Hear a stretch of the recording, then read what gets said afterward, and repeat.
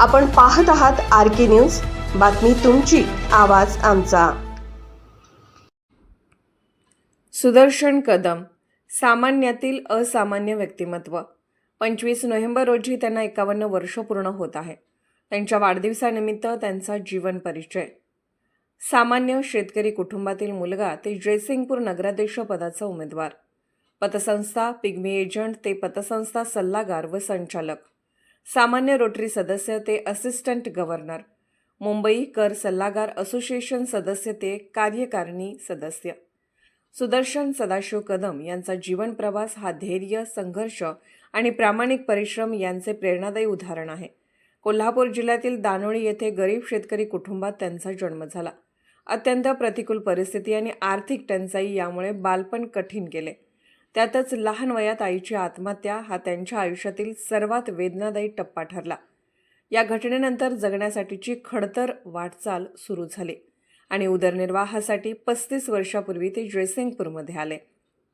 शिक्षण सुरू ठेवण्यासाठी त्यांनी इतरांच्या शेतात मजूर म्हणून काम केले। ट्रॅक्टरवर दगड मुरुम भरण्याचे श्रम केले। सकाळी कॉलेज, दुपारी नोकरी आणि संध्याकाळी पांडुरंग नागरी सहकारी पतसंस्थेचा पिग्मी एजंट म्हणून सायकलवरून झोपडपट्टीसह संपूर्ण जयसिंगपूर फिरणे असा त्यांचा अविरत परिश्रमाचा दिनक्रम होता। खडतर परिस्थितीतूनही ते शिक्षण, नोकरी, पिग्मी आणि कामाचा अनुभव मिळवत स्वतःला सिद्ध करत गेले।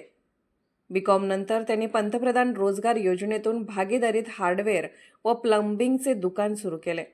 त्याचवेळी अनुभवी कर सल्लागाराकडे नोकरी करताना मिळालेल्या ज्ञानावर विश्वास ठेवून 2001 साली त्यांनी कर सल्लागार म्हणून स्वतःचे स्वतंत्र कार्यालय सुरू केले। त्यांच्या प्रामाणिक सेवेमुळे ग्राहकांचा विश्वास वाढत गेला।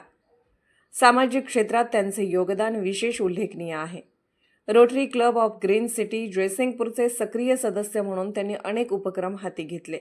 विशेषतः एका गटारीतील पाणी पिणाऱ्या, कचरा कुंडीतील कचरा उपसून खाणाऱ्या, विवस्त्र अवस्थेत फिरणाऱ्या जयसिंगपूर येथील मनोरुग्ण महिलेला उपचारासाठी रत्नागिरी प्रादेशिक मनोरुग्णालयात दाखल करून तिला बरे करून न्यायालयीन प्रक्रियेद्वारे स्वतःच्या घरी सुखरूप पाठवून एका मनोरुग्ण महिलेला सन्मानाचे जीवन प्राप्त करून देण्याचे अत्यंत संवेदनशील काम त्यांनी पूर्णत्वास नेले। या उल्लेखनीय सेवेमुळे ते खऱ्या अर्थाने जयसिंगपुरात प्रकाश झोतात आले। या उल्लेखनीय कार्याची दखल घेऊन त्यांना अखिल महाराष्ट्र चर्मकार समाजाचा संत रोहिदास रत्न पुरस्कार गोव्याचे माजी मुख्यमंत्री श्रीमती शशिकला ताई कोकडकर यांच्या हस्ते मिळाला। हा त्यांच्या सामाजिक बांधिलकीचा मानाचा पुरावा आहे। सिटीजन फोरमच्या माध्यमातूनही ते सामाजिक कार्यात सक्रिय राहिले आहेत। भ्रष्टाचार मुक्त भारत अभियान व अनिल बोकील यांच्या अर्थक्रांती चळवळीत त्यांनी काम केले आहे। बेरोजगार युवकांना उद्योग, नोकऱ्या नसल्याने लग्न होण्यात अडचणी निर्माण होतात। त्यांना उद्योग, व्यवसाय करण्यास प्रवृत्त करणे, आर्थिक सहाय्य उपलब्ध करून देणे तसेच सामान्य कुटुंबातील मुलांना कोणत्याही आर्थिक देवाणघेवाणीशिवाय नोकरी उपलब्ध व्हावी याकरिता त्यांची सतत धडपड सुरू असते। आपल्या संपर्कात आलेल्या लोकांच्या समस्या निस्वार्थी भावनेने अडचणी सोडवण्यासाठी ते अव्याहतपणे कार्यरत असतात। सामाजिक कार्यात त्यांचे आर्थिक योगदानही मोलाचे आहे। अनेक समाजोपयोगी प्रकल्पासाठी त्यांनी आर्थिक योगदान दिले आहे। पतसंस्थेच्या पिग्मी एजंटपासून सल्लागार आणि संचालक पदापर्यंत त्यांचा प्रवास अत्यंत प्रेरणादायी आहे। सर्वसामान्य माणसाच्या आयुष्यात आर्थिक समृद्धी यावी, ते सावकारीच्या जोखडात अडकू नयेत याकरिता सर्वसामान्य लोकांना सुलभ अर्थपुरवठा व्हावा या उद्देशाने ते आर्य चाणक्य नागरी सहकारी पतसंस्था इचलकरंजीचे संचालक व कर्मवीर भाऊराव पाटील पतसंस्था सांगलीचे शाखा सल्लागार म्हणून कार्यरत आहेत। आर्थिक क्षेत्रातील त्यांची जाण आणि प्रामाणिकता यामुळे या संस्थांमध्ये त्यांच्यावर मोठा विश्वास आहे। कर सल्लागार क्षेत्रात त्यांनी आपली वेगळी ओळख निर्माण केली आहे।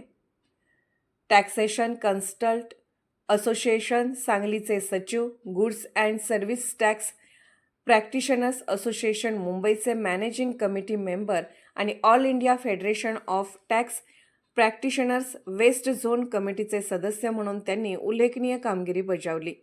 Rotary Club of Green City जयसिंगपूरचे अध्यक्ष म्हणूनही त्यांनी प्रभावी कार्य केले।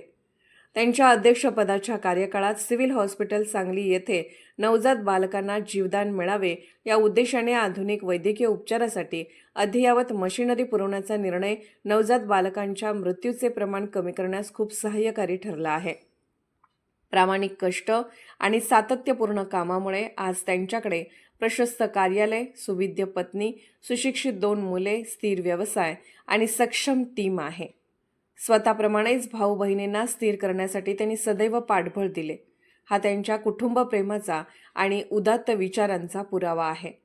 व्यवसाय, निपुणता, पुरस्कार यासह विविध मानसन्मानाने गौरवले गेलेला त्यांचा प्रवास फक्त यशकथा नाही तर सामान्यातील असामान्यतेचे खरे उदाहरण आहे.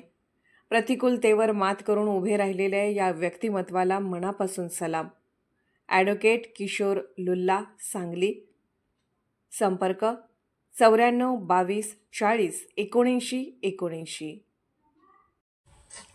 RK न्यूज चॅनलला लाईक करा, शेअर करा आणि सबस्क्राईब करा.